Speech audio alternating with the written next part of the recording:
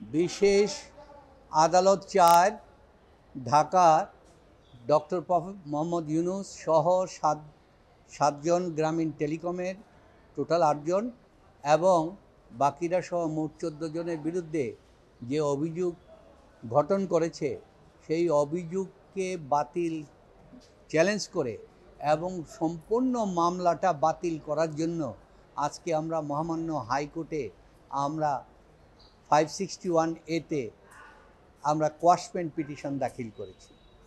এই quashment petition দাখিল করার মূল কারণটা হচ্ছে যে মামলায় আমরা কোনো ফ্যাক্টসে যাই নাই, আমরা শুধু আইনগত পয়েন্টে গিয়েছি। যে বলা হয়েছে যে ডক্টর ইউনূস সাহেব এবং ওনারা আত্মসাৎ করেছেন।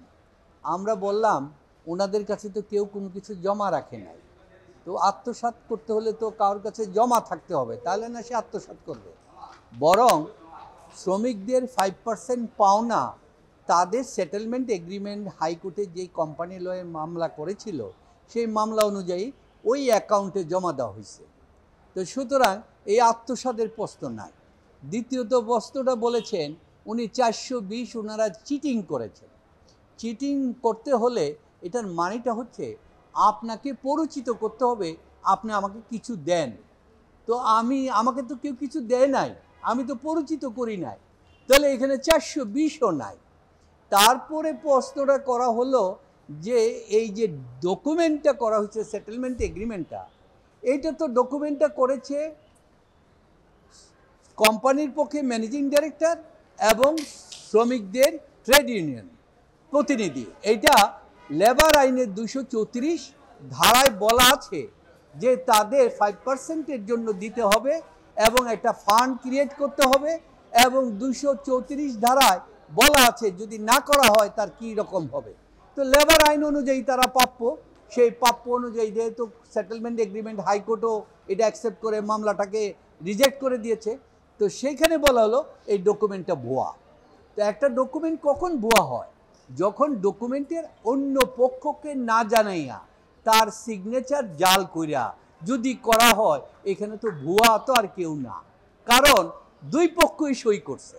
এখন বলতেছে ওই যে ব্যাংকে এই এগ্রিমেন্টে বলা আছে একটা ব্যাংক অ্যাকাউন্ট করতে হবে, তো ব্যাংক অ্যাকাউন্টের জন্য জায়গাটা খালি রাখছে। তো ওনারা বলতেছে, দুদক বলতেছে ব্যাংক অ্যাকাউন্টটা তো আগে হবে, বাবার আগে কি ছেলের জন্ম হয়? চুক্তি হলে চুক্তি অনুযায়ী না ব্যাংক অ্যাকাউন্ট হবে, জায়গাটা খালি রাখা হয়েছে। এইটারে বলতেছে জালিয়াতি। এই যে জালিয়াতি বলতেছে এটা ভুয়া। তো এইটা হলো গিয়ে একটা। তারপরে মামলা করেছে আপনার মানি লন্ডারিংয়ের মামলা করেছে, বলছে উনি মানি লন্ডারিং করলো। এই মানি লন্ডারিং তাদের হিসাব অনুযায়ী 437 কোটি টাকা 5%-এর হয়েছে। কারণ আপনারা জানেন গ্রামীণ টেলিকমের নিজস্ব একটা আয় আছে, সেটা হচ্ছে গ্রামীণ ফোনের থেকে একটা ব্যাপক আয় আছে।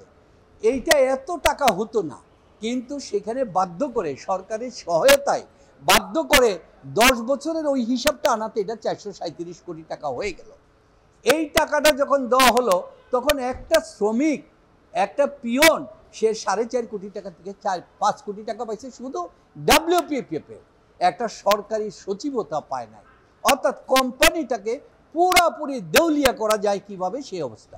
এখন সেখানে বলতেছে তুমি ওই যে তখন তারা শ্রমিকরা আবেদন জানালো যে টাকাটা তো সেটেলমেন্ট এগ্রিমেন্টে চলে গেছে, একটা সেপারেট এগ্রিমেন্ট, এটা কিন্তু কোম্পানির অ্যাকাউন্টে নাই, সুতরাং এখানে কোম্পানির কোনো হাত নাই, এটা সিগনেটরি হচ্ছে মালিক পক্ষের একজন আর শ্রমিক পক্ষের 2 জন। তো তারা সিগনেটরি যেহেতু আইন অনুযায়ী, লেবার আইন অনুযায়ী, তো সুতরাং এইটা তো তাদের কোনো কথা নাই। তখন ওই কমিটির কাছে, সিগনেটরির কাছে তারা আবেদন করলো যে আমাদের লয়াররা এই মামলাটা করেছে, 110টা মামলা করেছে শ্রমিকদের সাথে, যে বলছে জিতলে পয়সা, না জিতলে পয়সা নাই, তো জিতলে 6% দিবেন। ওই 6%-এর হিসাব অনুযায়ী হয়েছে আপনার 437 কোটি টাকা। তো এই টাকাটা দিল, সেখান থেকে আপনার তারা বলল যে আমাদেরকে ওই লয়ারের ফি এবং মামলার ফি যদি আগে না দেওয়া হয় খরচ, তাহলে তো মামলা উঠাবে না, সেটেলমেন্ট এগ্রিমেন্টটা কার্যকরী হবে না। তখন বলল তোমরা আন্ডারটেকিং দাও। আগেও তারা আন্ডারটেকিং দিছে শ্রমিক অ্যাসোসিয়েশনকে, আন্ডারটেকিং অনুযায়ী ওই সেটেলমেন্ট যাদের নামে তারা ইস্যু করছে, ডক্টর ইউনূস বা বোর্ড ইস্যু করে নাই, ওই কোম্পানি করে নাই, কারণ এই টাকা তো চলে আসছে এই শ্রমিকদের অ্যাকাউন্টে, ওই অ্যাকাউন্ট থেকে দিয়েছে, বলে যে আচ্ছা এই যে সে বলছে যে এইটারে বলছে মানি লন্ডারিং। তারপরে বসতেছে মানি লন্ডারিং এর ইনভেস্টিগেশন করে দুদক, আপনাদের জানার জন্য এটা বলতেছি।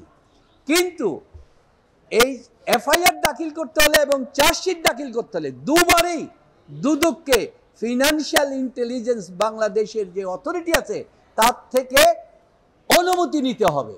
বিনা অনুমতিতে এই মামলা ফাইল করা হয়েছে। সুতরাং এই সমস্ত জিনিসগুলি আসলে কোনো মামলা নাই, শ্রমিকের টাকা পেয়েছে এবং কোনো ভুক্তভোগী কোনো শ্রমিক এসে অভিযোগ করে নাই যে আমি টাকা পাই নাই, সবাই পেয়েছে। তাহলে অভিযোগটা করেছে কে? সরকার, সরকারের কলকারখানা পরিদর্শন, যার কোনো এখানে সম্পর্ক নাই। তো এই সমস্ত জিনিসটাকে আমরা ব্যাখ্যা করে বলেছি শুধুমাত্র আইনের ভিত্তিতেই এই মামলা চলে না। সুতরাং এই মামলাটা বাতিল করার জন্য আমরা আবেদন জানাচ্ছি।